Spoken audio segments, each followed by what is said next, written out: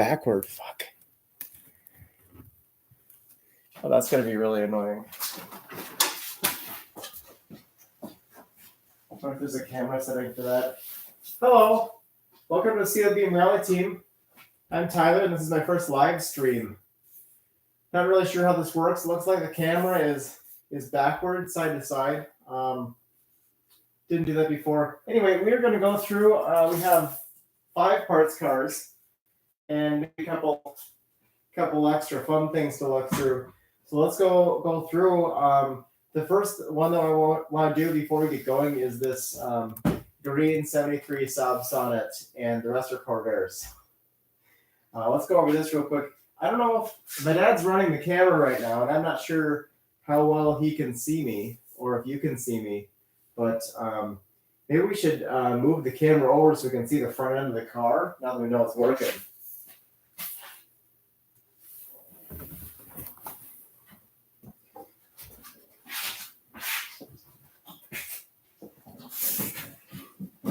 Blank over in the middle of a bunch of bike projects. So this one is Shamrock Green. It's a 73 Saab Sonnet, and I actually got this through my contacts with the rally community.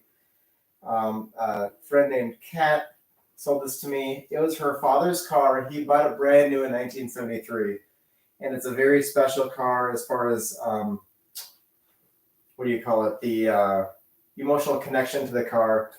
Let me see if I can get the email she sent me. So this thing has the same specifications as my car. It's a V4, Ford V4 in here. It's really rusty though. So Kat says her parents ran TSD rallies, regularity rallies with this car in the 70s and 80s. Their honeymoon was spending weeks in this car driving national TSD rally championships with SCCA back in the day. We have a cool SCCA Lando Lakes sticker on the window, and that is super awesome because I think it's from the early 80s, maybe late 70s even, maybe early 70s. I don't know if maybe they put these on right away. They ran events all over the country, leaving a lot of time after work on Thursday, and driving through the night to get to run an event.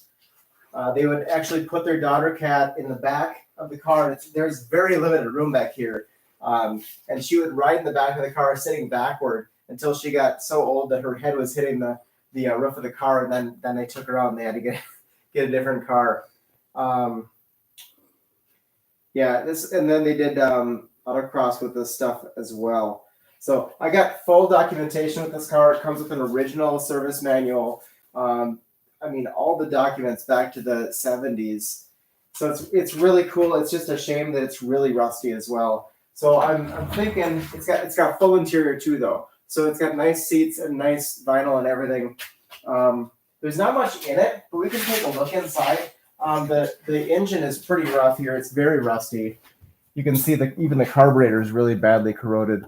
There was no air cleaner on it, so I'm not sure this thing is going to run at all, but I would like to give it a try.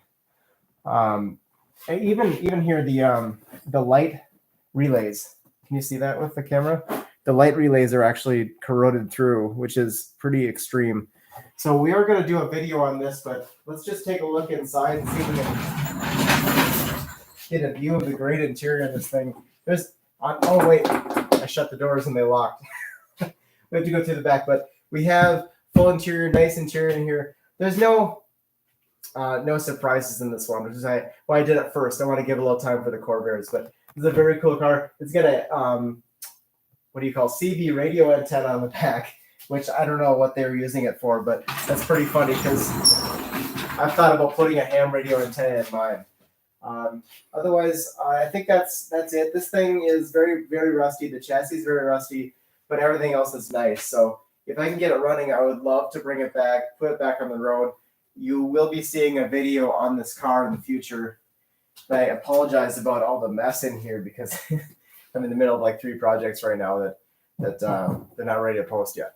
But let's go outside. We're going to check out the Corvairs. Is there anyone on it at all? 0 people watching. There's no chat. How do you tell? Let's walk outside. This camera, because it's backwards, I have to shift really it hard. one way or the other. It's really hard. Opposite the way you'd think. This is my car, of course. So we got a chat over here. See, chat? Oh. So we're going to look at the chat. If someone actually says anything, we can put the mouse down here and do hello. Okay, so the chat is live. Here.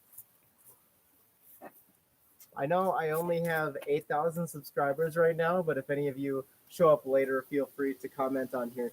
This is my Corvair that I'm actually restoring. So it's still in a bunch of pieces, but yeah, that's fun. I would have to have a screwdriver to open the trunk at this time because I haven't replaced the trunk latch yet. But let's go up. We got some more interesting stuff, and I'm excited. Don't worry about that. We'll figure that out in a future episode. That's actually all filmed. I'll get it up pretty soon. We got the sawmill shelter coming together. Dad's been working pretty hard on that lately, trying to get it before the winter.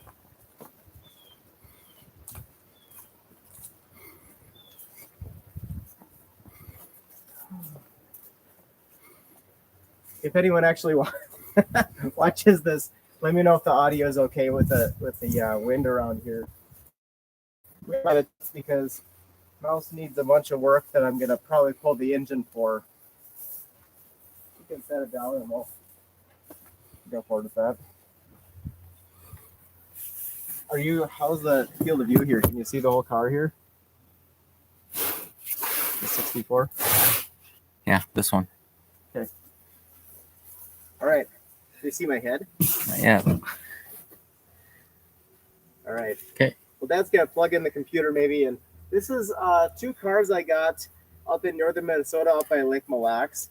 Guy had restored a few, and he was trying to get rid of his junk basically. So I got both these cars for $250 total. This one was in a short earlier because it was so rusty. The whole thing kind of fell apart around us when we were trying to put it on the trailer. But you take one, you take two. So let's go through this thing and see what's in it. Crossover the intake.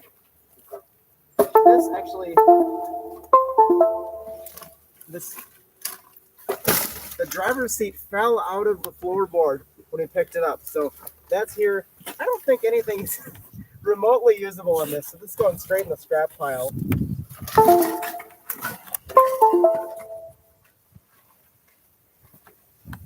We do have a steering wheel, and remarkably, the door is kind of usable. I think the trim is messed up, but it's actually only got a little rust in the corner here.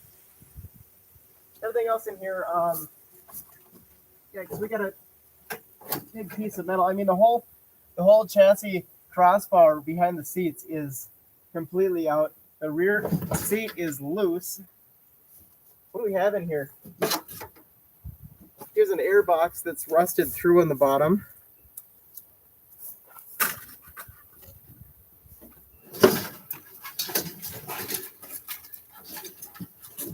Rear seat.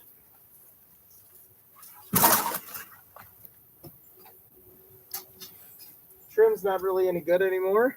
Is that taillight trim in the seat? Yeah.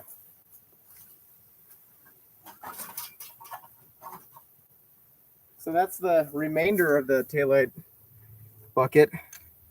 It's so rusty that there's no back in it at all. Thankfully, and I've been partnered with Clark's Corvair Parts for a little while here, and they actually make new taillight parts, so we don't have to worry about that. Thankfully, we'll get a better quality part in the future. These actually, the plastic chrome fake vents actually look pretty good. Although I have a few sets of those now, I guess. Let's see, some kind of dome light thing. Old 60s plastic, that's pretty terrible. This is a 64 car, so it came with the nice rear suspension with the compensator spring and a sway bar on the front. Unfortunately, someone took the whole drivetrain out of this thing, so I have no access to any of the control arms or stuff I would need to do the 64 suspension swap. That's unfortunate, but we have a little lichen on the engine cover. That's kind of fun. When we picked it up, to actually put it in place here, the entire rear bodywork ripped off. So there's not much to show there. Piece of seat foam. We got a couple connectors here that we might be able to use. I don't know. It's pretty rough. I think the rear bumper might be usable as well. I mean, there's How about the hood? the engine cover is fine. The engine cover is fine. The latch is fine. Yeah. Around, let's see, passenger seat actually is relatively decent, but it's ripped, so that's not going to work at all. Dashboard's cracked. The passenger door card is ripped up and torn up, and I don't know. This car is just kind of scrapped. There's not much going on with this. Do you want to move the table around to the front here? I can hold it. Help Just you? walk and hold it. Okay. We're gonna move around to the, and that is that when we pulled it off the trailer, the entire front subframe just kind of ripped off on the trailer. This is upside down right now. This is up by the what you would call the firewall. The gas tank is here, and then the front of the suspension is up here. It's just flipped up around. So we do have a usable sway bar here. Someone asked me about that, so I don't know if it's not sold yet. He hasn't followed up on it. We're gonna pull this off. We'll pull off the control arms and stuff. You know, remarkably for how rusty the body is, this stuff is made out of pretty thick steel, and honestly, I think it's gonna be okay. I wouldn't really have a problem powder coating this stuff and putting it on my own car. So worst case scenario, I might keep it for myself if no one else wants it. The front sway bar, I believe, makes the car understeer because they had an issue with people who didn't know how to drive a rear engine car, and so they would get into a turn. They would probably do a little bit of trail braking into a turn, and then the weight would be forward on the car as they're turning in. The rear end would slide out, and they would either catch a tire in the ditch and flip, or they would just end up backward in the middle of a road. And one of Chevy's solutions to that, even before Ralph Nader's book came out, was to do the compensator spring in the back like Porsche used in the 356, and to do a front sway bar here. So that might be something to use in the future if I have issues with it. But from what I've read and what I've heard, you know, if you're a decent driver and you know how to handle the car, it's not a big issue to drive them even quickly. It's just that people weren't used to it, and they didn't have the driver's training to go through and know what techniques to use and what techniques not to use. This is a 64 grill bar. It's messed up. We have one T3 headlight. That's got to be worth at least 50 cents. I don't think we can get this thing open now, can we? Let's see if we can get a pry bar in there or something.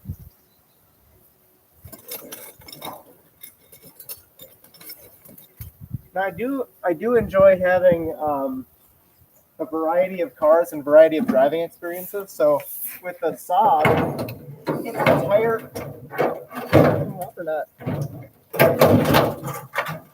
the hood, the trunk cover is actually coming apart. It's delaminated from itself.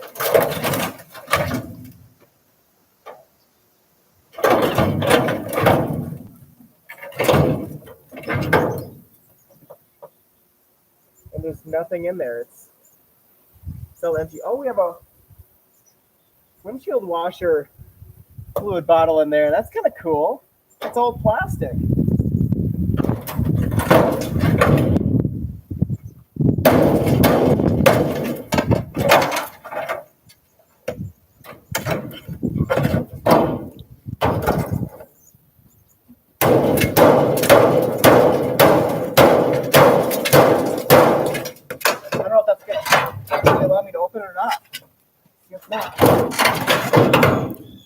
We can see the washer fluid bottle in there. 3 pints of washer fluid. Maybe that might be a pump on the left as well. I don't know if you can get the camera in there at all. The washer fluid bottle over here. Other way. Right there. Everything's backward on this camera. Yeah, so that might be something that I want, especially doing winter driving and rallies. I got to be able to see. Yeah, regarding the driving situation, the Saab's entire engine is forward of the front axle. So it really wants you to keep braking as you start turning into a corner. So if you're doing like performance driving, if you keep the brake pedal slightly depressed as you start turning in, the rear end will start sliding out a little bit, and it'll counteract your understeer. It'll help you turn in the corner a little bit easier. But with these, as I've read, you want to finish your braking in a straight line, let off the brake, and then actually have the throttle on as you turn in. That way the car kind of hunches down, puts a little weight on the rear end, and it'll keep your suspension weighted correctly to go through the corner. So very excited to do that. But the 64, for as much as people love it, the 64 was designed to do less oversteer and more plow into the ditch. We'll see. This does have some nice, not nice trim on the headlights, but I think it'd be usable. For instance, if I put mine into a ditch and needed some new stuff, that'd be worth having in a box. But that thing is about shot. The license plate says 1980 in Minnesota, and you can see the kind of condition that cars are in Minnesota after they've been driven for 17 years with zero undercoating. I'm sure very little washing and pretty much no care for the body whatsoever. Come on over here.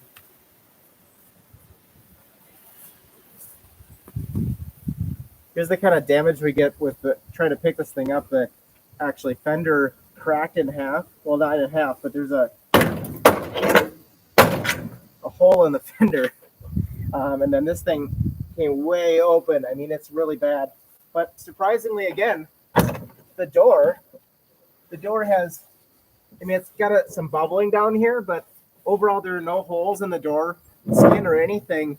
It's actually, you could probably clean this thing up, maybe do a little bit of rust repair in the bottom, but it's pretty solid. Other than that, not usable. The rear windows roll down on these, so maybe I could use the window regulator or something like that. Let's move on to the 63 over here. This one is a little bit more complete. Actually, it is a pretty complete car except for the steering wheel and the windshield's cracked. But it does have the Minnesota rust as well. The license plate on this one, what is the front plate? Where'd it go? I don't know. Some kind of it's like 80s, I think. License plate on this one as well. It is a 2-speed Power Glide transmission, so that's not something I'm interested in. But it's got random things that I actually want. Like there's a little pad. I think, does this one have it or the other? I think the other one has a little pad on the trunk or the engine cover latch. That's a little plastic kind of rubberish pad that makes it easier to touch. That'd be nice to have. Little stuff like that, you just don't find sometimes with a car you buy. Got a nice battery core over here. Poison Danger M4. Does that mean 1984, 1974? I have no idea. This thing's really bad. It's got no carburetors. It's got a old AC oil filter. It's kind of cool to see. Full flow. I have no idea when that's from, but it's pretty friggin' old. Yeah, this, I don't think I'm even going to try on this engine, honestly. I was thinking originally that I might try to get it running, but it's really bad. Here's the Power Glide dipstick. We'll see if it even has, it's got ATF in it. That's neat. See how the oil looks on the engine. Do we have any more comments on there? Just nice. Is that Kevin? Mm-hmm. Hi, Kevin. I'm sorry I didn't say hi earlier. Cool. Yeah, well, I mean, it's another car. The engine cover looks pretty good. Again, it's you could clean it up and use it if needed. There's no taillights, obviously. It says Wayzata Chevrolet, Wayzata Village Chevrolet, but Wayzata is a city in the Twin Cities. So this has been a Minnesota car its whole life. AAA Minnesota sticker. I wish I could pull that off and put it on mine. It's really cool. Rear bumper's pretty rough. We got pieces of metal just falling off on the bottom. So this thing is, again, mine's pretty rusty. I will freely admit mine's pretty rusty. It needs the whole bottom replaced here, but these things have actual like structural rust and holes in the body and stuff. Like mine doesn't have this hole. It has maybe a little bit starting, so I can do some work on it, but this rust is way worse than mine. I did have a guy ask for axles for this, so I think I'm gonna, if we get enough time on this video, this live stream, and we're not tired of it, I might try to pull these axles off on camera. We'll see. Rear window looks good, but rear windows pretty much never go bad unless you roll the car. The door has a little kink in it, unfortunately. I do kind of need a driver door, I think. It's pretty rough on mine. Someone, I think, whacked every single panel of my Corvair. And it's got Bondo on it and stuff, which is fine for me because it's going to be like a daily car. It doesn't need to be fancy, but it'd be nice to have something a little straighter so it looks nicer. We do have our nice seats here, man. These are cool looking, but they're not bucket seats, and they have no headrest, so it's not safe at all, even if you had real seat belts on them. What do we have in here? Little Mick Golden light. Always good to have in the car with you. We got a mirror. Yeah, it's kind of pitted. I don't know. Got another Mick Golden light. Always good to have a car in the car with you. A couple wheel covers are actually kind of nice to have. 900 Monza. That's in pretty good condition, actually. I might keep that. This one's missing the middle. Another 900 Monza. Love that logo. It's so cool. Like peak 60s jet age. What else do we have? Oh, another Mick Golden light, unopened. You want to try it? Should we give it a little sip here? Nope. Wasn't good when it was new. Oh, man, we got a tire. That thing's got to be worth like $75. Steel belted radial. What year? I don't know. Sieberling 2 is the brand, or is it the brand? Sieberling 2 steel belted radio, 185/80/13. So it's an original snow tire for this car. Not original, but it's an old snow tire for this car, radio version. Got a decent looking tread pattern, but no siping. I don't know what the year would be on this thing. See if I can find anything on it. MS Treadwear 260. It's pretty low. I think the limit for the class I would run in the Sonnet in SCCA Autocross is 200 treadwear is the lowest you can go, and this is 260. So it is definitely a snow tire, intended to be a snow tire. I don't see any useful marking on this that would tell me how old it is. There are numbers over the Made in USA. It says 20471. UR is in Uniform Romeo, and then 8091836. So if anyone wants to know what that is, throw that in the comments. Passenger seat's rough too. I guess I could get these little chrome buttons off. They have these cool buttons in the upholstery on the Corvairs all over. So I think Bugs has those too, but it's kind of nice to have some just sitting around. Window works. It's just nuts. Yeah, all the upholstery in this thing is shot. It has a little VIN tag here, but it's not going to do us any good because we know it's a 63 Power Glide. We got no steering wheel, but we have, I guess back in the 60s, they didn't have a park in the transmission. So you would have to put it in neutral and shut the car off and then pull the parking brake. So kind of weird. So weird. There's zero floor in this thing, but it does have a radio. If my radio doesn't work, I could always try to clean this one up. Dash looks pretty decent, but it's a black interior and my interior is blue, and I definitely would rather have blue than black. Yeah, here's that piece of plastic we were talking about earlier. Dome light. Is that a padded dash? I don't know. It looks padded, but like it's not. It's obviously not painted, but I think it might be just vinyl covering steel. This is actually plastic chrome inside, so they were starting to use plastic stuff, and I guess they started making these in the '60s. Got a little high beam switch down in the bottom here, like the F100. That's fun.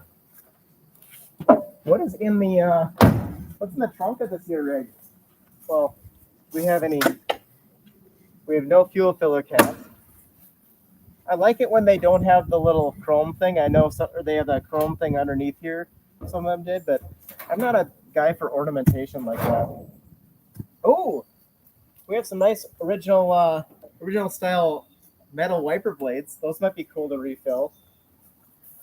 The trunk cover actually looks pretty decent. You could easily sand that down. I'm sure it would look fine. I don't know what is in this thing. This must be some kind of tow hitch. Might be good for fabric cobbling in the future. Do a little driving light bracket or something. So, aluminum siding.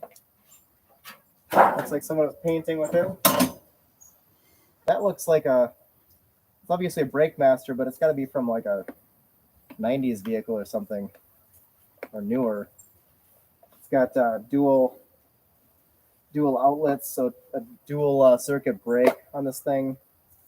Actually got brake fluid in it still. Might be worth trying to figure out what this is for, but I'm planning on just getting a late model Corvair Master for mine. Either way, that actually, this Master doesn't look too bad. Let me get it off. Let's get a plier. Oh, look at that. Oh, man. Look at a whole floor mat. Oh, heckin' sign me up, guy.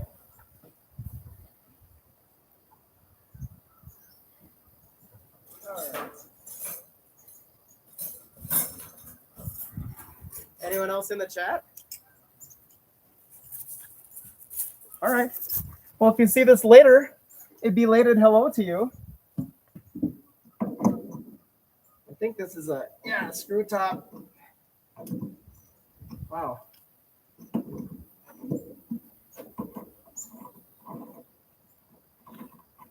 Oh, look at that. Come up close. Look at how crusty this little brake fluid dipstick is, because we know brake fluid's corrosive, but holy crap. That sucker's never coming out again. That's done. She's dry. Yeah. She's good. Good and crispy. That's good and crispy too. I don't think that's not going to clean up very well. There looks like there could be a hole in here somewhere. Maybe start sandblasting. Oh, that's a keeper. Nice piece of exhaust tubing. That's too big for a Corvair. I bet it goes with the brake master. Penetrating oil. Oh, keep that one. Super Tech starting fluid. Nothing in it. A little bit of engine shroud. I think that's a little worse for wear. That goes underneath the header. Oh no, that is a sweet piece of exhaust tubing. That's a piece of exhaust tubing made out of plumbing pipe? That's the heaviest thing. This thing's got to be 2 or 3 pounds. Wow, that's impressive. Blaster? That works too. Oh, man, this $250 is paying off. What do we got here? Oil filter, 85051. That does not ring a bell for me. I wonder if It's a CarQuest number, but it sounds like a Wix number, doesn't it? Somebody tell me what that's for, because it's not for a Corvair. Carb choke cleaner. I don't know what this is for, but it's definitely been fabricated. I'll like it. Oh yeah, I'll get 2 or 3 cents for this thing at the scrapper. Oh, big spring. That thing is huge. WD. Oh, almost. I don't know. That's not gonna use. Okay. No more alcohol products in here. Kind of bummed out. Hoping I'd find a little old whiskey or something you could bring back. This boy is a little rusty, a little crusty. I don't think that's gonna work for us. Okay. Well, we got little connectors if we need to, but Clark sells the whole new connector harness, so there's no reason. Ooh, new steering wheel, maybe? All right, I could do that. We'll keep that for the sawmill. How about that? Think you could use that on the sawmill? Nope. Oh. Okay. Oh, look at that. It's some kind of pressure gauge. Is it a vacuum? These are brake fittings. Oh. I don't know. That to pump up the Pressure test the brake system or something? I don't know. or bleeding? I don't know. Yeah, it's got all kinds of brake fittings all over it. The pieces of the what do you Glass. call them? Lenses are broken out, so I don't think it's gonna work again, but it's kind of cool looking.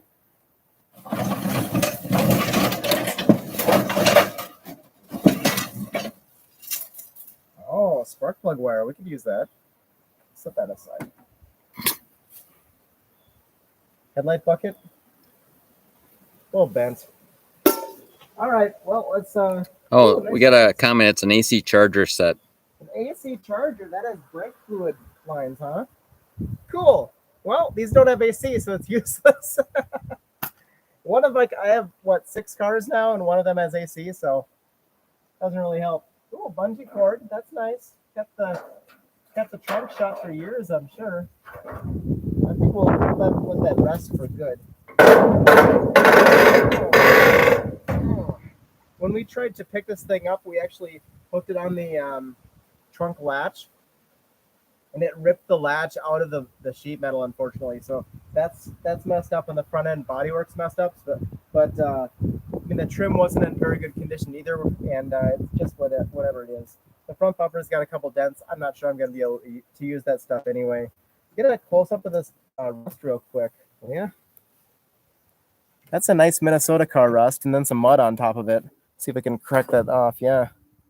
That's nasty. Well, let's move rearward. We'll bring the liquid wrench along. Might need that. Are these tires original style? I think they're bias ply tires, aren't they? That's kind of nice. And these got bias plies too. I don't think these wheels are even usable. I would not mind having a spare set of wheels for. Eventually, I'd probably like to have at least 3 sets of tires. Probably summer, winter, and maybe an ice racing set to do a little studded tire ice racing. But with the look of some of these, I don't think I'm going to get more than 1 full set of wheels out of it. So Dad recently picked up a 61 ramp side Corvair, and that's a pickup truck. Come on the side, we'll show them the ramp. So it came with 2 parts trucks. And this is actually a whole ramp that instead of having the conventional tailgate that you'd primarily load from, you can fold this down onto the pavement and then drive like a lawn tractor in or roll stuff into it and out of it. It's really cool. People actually made them into campers quite a bit too, because you can have that almost like curbside experience to walk into your camper. This thing doesn't match, unfortunately, but you can see the really severe rust that a lot of these ramp sides got. These are really rare because so many people beat the living piss out of them. And just the engines always got swapped out, and then the body's rusted out. You can see in here. Can we see in here? Like the other door opens. Okay, let's go to the other door then. That actually, you could bang this out probably and keep it because it's kind of hard to find stuff like that, I think. I don't think Clark's reproduces that stuff, do they? Not sure. It's kind of, it's special. This one, we do have a spare windshield that has some etching in it, so that might have to be polished out if it's usable at all. Cool wood on the interior. That looks like probably original paneling, right? No. They have cardboard. Wouldn't they have cardboard over there? I don't think so. It's got little rivets over there. The clips I are guess- hanging down too I far. guess the rivets I are don't know. probably aftermarket, but got a nice blue wheel. I like that. The truck looks like it was originally green, and we got some slight surface rust in the corner here. Which was common, right? Really common. There's no steel in there at all, unfortunately. It is a 3-speed, right? It's a stick. It's got the clutch pedal. It says GVW Max 4600, and then if we look at this, it says GVW 7000. So I don't know if someone is being completely honest with themselves or if they had a different way of measuring it. Wow, this is a 61 ramp side. I guess the VIN starts with 1, so it's 61. It's had a hard life. I don't think it's going to see another mile ever again. It's got no drivetrain right now. We might be able to save some of this sheet metal in case we want to do patches on other stuff, but otherwise it's really far gone. This whole side was cut out for rust patches and stuff like that. We do have a usable vent and stuff like that. Like, honestly, it's weird that this corner is actually pretty decent. You could probably bang that out and get it good enough that you could actually do something with it. Although that is mud in there, so I don't know how far that goes. We have a couple wheels. They're not core rear wheels though, so they're not gonna do a whole lot of good. The engine is gone. They actually took the swing axles and put a plumbing pipe between them so that the wheels wouldn't twist up and crack. Well, that pipe is actually not on the second axle, is it?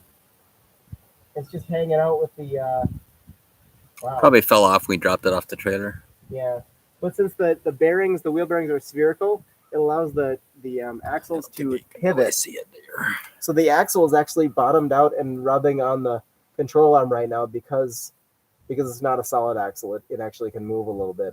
Very limited. But yeah, potentially usable suspension.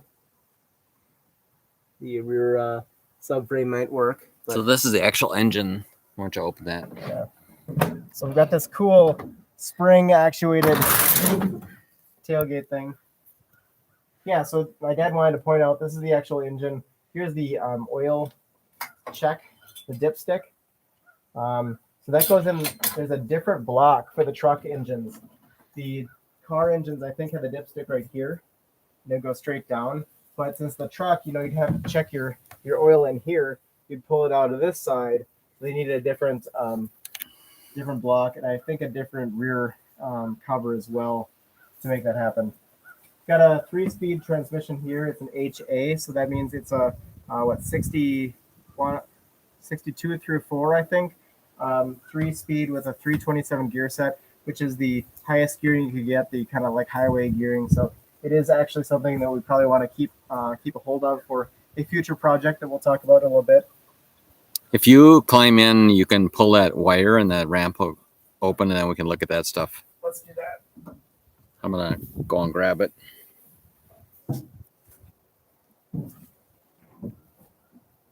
Where's the wire? This Right. thing? Yeah. Straight up? Are there handles on the door? Yeah. I've never done this